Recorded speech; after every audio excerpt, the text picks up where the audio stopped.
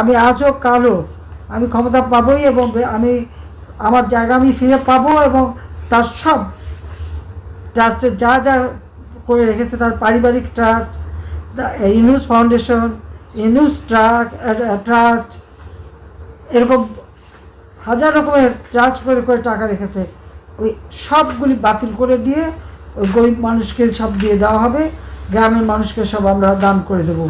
এটাই হচ্ছে মানে আমার প্রতিজ্ঞা। আর আমি যেটা বলি, আমি সেটা আল্লাহ রাব্বুল আলামিন আমাকে সাহায্য করেন, এবং সেটা আমি করতে পারি। এটা আমার আমার নিজের সেই আত্মবিশ্বাস আছে, এবং সেটা আমরা করব ইনশাল্লাহ। এটা বেঁচে যখন আছি তখন এটা আমি করবই। এই বিধবাদের টাকা, স্বামী নিগৃহীতদের টাকা, প্রতিবন্ধীদের টাকা, মুক্তিযোদ্ধাদের টাকা, যত ভাতা, এই সব টাকাগুলো কিন্তু এরা চুরি করে খেয়েছে, মেরে দিয়েছে, আর সব পাচার করেছে। প্রত্যেকটা ছাত্রছাত্রীর জন্য বিনামূল্যে আমরা বই জানুয়ারি মাসের 1 তারিখে দিয়েছি। ওই এখন পর্যন্ত কিন্তু সব বই হাতে দিতে পারে নাই, অথচ আমরা বই ছাপানোর জন্য বাজেটে টাকা দিয়েছি, সেখানে আরও অতিরিক্ত 700 কোটি টাকা অতিরিক্ত টাকা নিয়েছে বই ছাপাতে, কিন্তু বইয়ের দেখা নাই।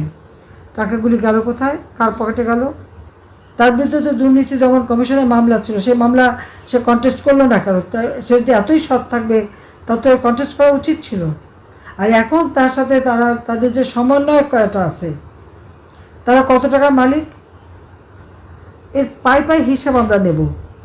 আর আল্লাহ যখন বাঁচিয়ে রেখেছে, আমি এটা বিশ্বাস করি যে যারা আমাদের জাতির শত্রু, গণশত্রু, জনগণের শত্রু, যারা এই দেশটাকে ধ্বংস করতে চায়, তাদের চেহারাটা আজকে সকলের কাছে একেবারে স্পষ্ট হয়ে গেছে, তাদের চেহারাটা উন্মুক্ত হয়ে গেছে। আল্লাহ বোধহয় এটাই চাচ্ছিলেন যে এরা ভিতরে ঘাপটি মেরে খালি তোমাদের ক্ষতি করতো, আজকে এদেরকে চিনে রাখো। কাজে আল্লাহ সেটা চিনিয়ে দিলেন। গরিবরে খাবার দেবে না, মানুষকে ভাতে মারবে, কৃষককে মারবে, শ্রমিকরে কাজ কেড়ে নেবে, শ্রমিকরে মারবে, আর এদিকে নিজেরা মোটা টাকা বানিয়ে বসে আছে। কেউ 100 কোটি টাকা নিজে চিন্তাই করতে পারে না। ওই যে ক্ষুদ্র সমন্বয়ক বানিয়েছে যারা, তারা প্রতিটা আমরা হিসাব রাখছি, হিসাব নেব, কড়াই গন্ডায় হিসাব নেব, এবং সেদিন বেশি দূরে না, খুব কাছেই সেদিন।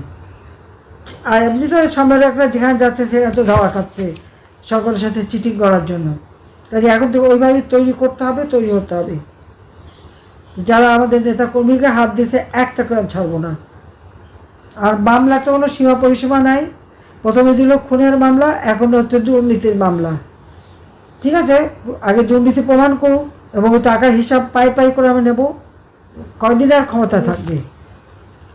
আজকে এদের বিরুদ্ধে সবাইকে মিলে প্রতিরোধ গড়ে তুলতে হবে, এবং যারা এদের সাথে আছে এখনও, এবং যারা ঘর বাড়ি দোকানপাট ব্যবসা বাণিজ্য পুড়িয়েছে, যারা মানুষকে হত্যা করেছে, আমার নেতাকর্মী হত্যা করেছে, এবং কৃষকের শ্রমিকের ক্ষতি করেছে, সাধারণ খেটে খাওয়া মানুষের ক্ষতি করেছে, এদের বিরুদ্ধে সবাই এখন থেকেই প্রতিরোধ গড়ে তুলতে হবে।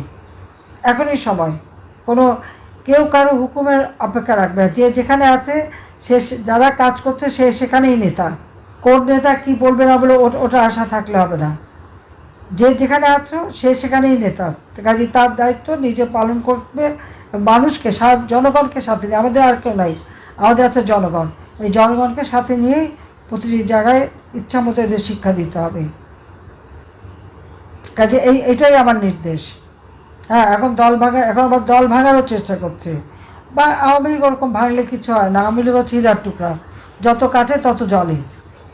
আমি তো ছোটোবেলা থেকে দেখলাম কতবারই তো ভাঙলো কাটলো, কী হলো? এমনকি প্রতিষ্ঠাতা সভাপতি মৌলানা ভাসানীও তো দল ভেঙে চলে গিয়েছিল, কিছু করতে পারেনি। আর এরপর তো দফায় দফায়, তো ওতে আমাদের কিছু আশা পেয়ে যাবে না। আওয়ামী লীগই তার নীতি আদর্শ নিয়ে থাকবে, এবং আওয়ামী লীগ ছাড়া বাংলাদেশের মানুষের ভাগ্য কেউ পরিবর্তন করবে না। আওয়ামী লীগ ছাড়া মানুষের সাথে কেউ থাকে না, এটা হলো বাস্তবতা। আজকে নিশ্চয়ই বাংলাদেশের মানুষ সেটা হারে হারে টের পাচ্ছে। আজকে সমস্ত আওয়ামী লীগের নেতাকর্মী, মুক্তিযুদ্ধের সপক্ষ শক্তি, 14 দলের নেতাকর্মী যে যেখানে আছে, সবাইকে নিয়ে এক হয়ে এখন থেকেই জনমত সৃষ্টি করা, মানুষের পাশে দাঁড়ানো এবং এগিয়ে যাওয়া। ইনশাআল্লাহ জনতার জয় হবে হবে। আর আমি আছি, আমি যেখানেই যাই আমার মনটা তো বাংলাদেশে পড়ে আছে। আর আমি বাংলাদেশের সব এলাকায় আমি সবার সাথে কথা বলি, কথা বলে যাচ্ছি। কাজেই বেঁচে আছি বলেই তো বলতে পারছি, মরে গেলে তো পারতাম না বলতে, আর জেলে গেলেও তো কথা বলা সম্ভব হতো না। জেল তো বহুবার গেলাম, ওতে কিছু আসা যায় না, কিন্তু আজকে কথা বলার যে সুযোগটা পাচ্ছি এটাই তো সবচেয়ে বড় কথা, যে আমি আমার নেতাদের গলা শুনতে পাচ্ছি। তো সবাই ভালো থাকো, সুস্থ থাকো, সেই দোয়া করি। জেলে যারা আছে আর যারা আপনজন হারানোর বেদনা নিয়ে আছে সবার প্রতি আমার সমবেদনা জানাচ্ছি। সবাই ভালো থাকো। জয় বাংলা, জয় বঙ্গবন্ধু, বাংলাদেশ চিরজীবী হোক।